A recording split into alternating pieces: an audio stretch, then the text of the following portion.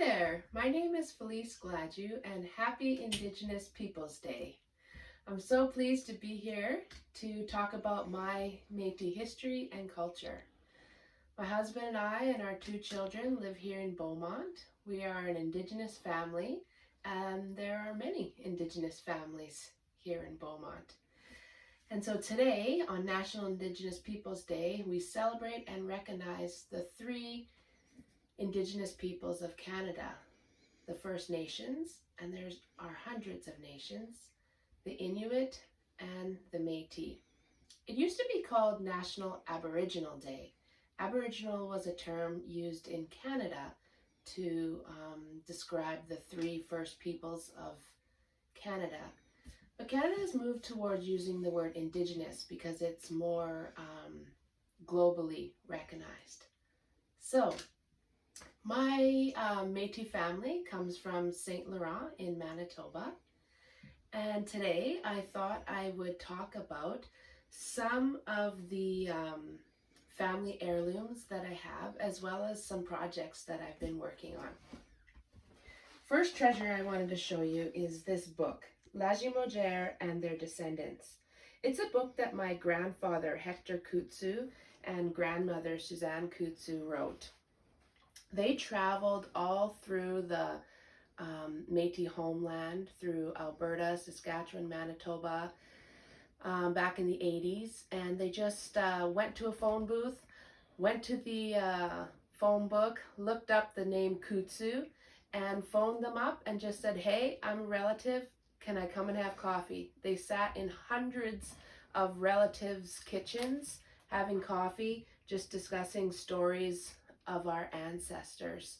And so I'm so grateful to my grandfather for doing this. There's a story in here about Marie-Catherine Lagimogère and Pierre-Henri Kutsu. They would have been my great-great-grandparents. And Marie-Catherine was first cousins with Louis Riel.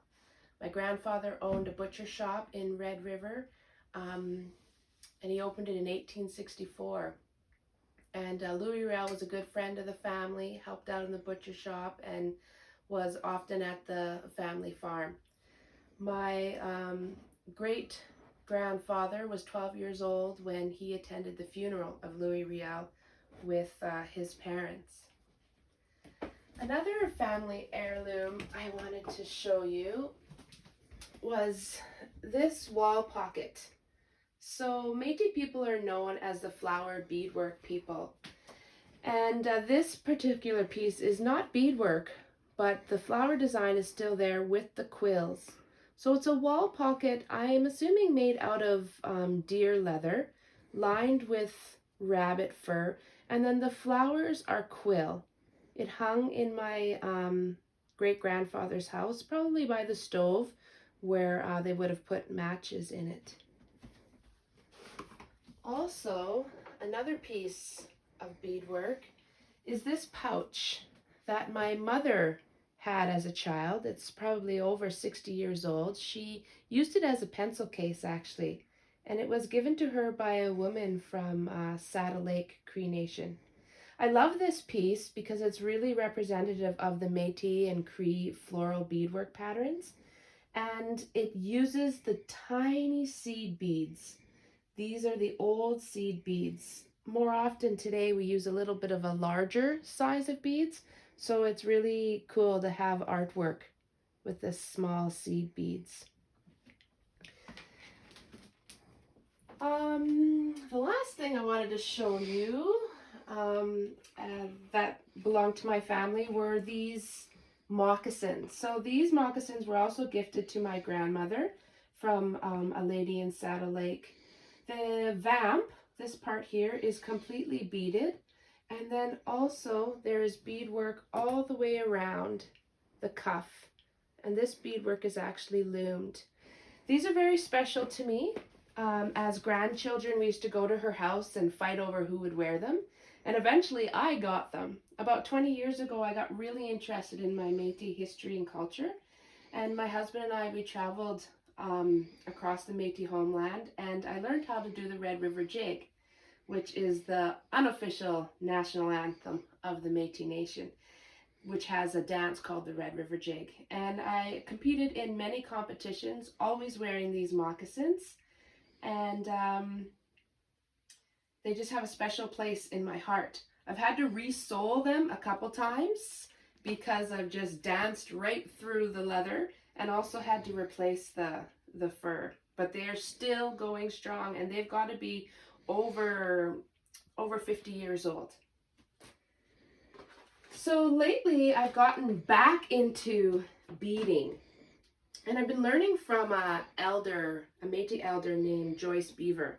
And under her guidance, she helped me make these duck boots for my husband. So I did all the leather work and the bead work. What I'm finding to be the most challenging is this area here, which is called puckering. So that's something I've been practicing a lot. I've also started to really enjoy making pouches, beaded and embroidered pouches. This is the first one I made at the John Arcan Fiddle Festival. John Arcan is the master of the Métis fiddle. And at his festival, he has these craft sessions. So I learned from some Métis elders Métis embroidery, which was also very traditional. This is more of the traditional style here. This pouch I made for my husband. And then also I made this beaded pouch. So I'm having lots of fun with different mediums. I'm also been trying to experiment with different designs of beaded poppies. So I've been having fun with that as well. Last fall I wrote a children's story called My Boy Hector, and it's about a little Métis boy who wants to grow up to be just like his strong, brave voyageur father. And I named the character Hector after my grandfather. So that's a little bit about me. As I said, I live here in Beaumont. If you ever see me around town, just say hi. You might see me at the library doing a workshop, or giving my Métis Alive cultural experiences in the schools. Oh, I forgot one exciting piece. Oh my. So just recently, a friend asked me to fix up the beadwork on this jacket that he received in the 50s. And he said that I could just take out all the bead work and just start over again. But as I looked at this piece and looked at the intricacy of the patterns, and knowing how long it takes to do beadwork, something like this is just a half hour for a petal like that, I was like, no way can I rip this out. This is history. This is somebody's story. And so instead of ripping it out, I've decided just to add to it and to restore the parts, reinforce the parts that are still good. But as I examined this, because everybody's beading style is different, so I examined it to see how the stitches went. I was so pleased to see what we call a spirit bead. If you look in this flower here, you will see a bead that is a completely different color than the rest of the pattern. We call that a spirit bead. It is right here. It's that little green bead there. And that was put there intentionally by the artist. And what it means is that the artist is saying, I am not perfect. The only perfect person is Creator, our God. And it was so cool to see this because I'd read about it and heard about it, but hadn't actually seen it on a pattern. So there's another one here as well. So this is a project that I'll be working on. I'll be filling in the pieces that have been missed, but I will definitely just be reinforcing this beautiful artwork to keep it alive and just add to its story. So yeah, thanks so much for joining, and I hope you get a chance to experience the vibrant and lively cultures of the Indigenous peoples of Canada.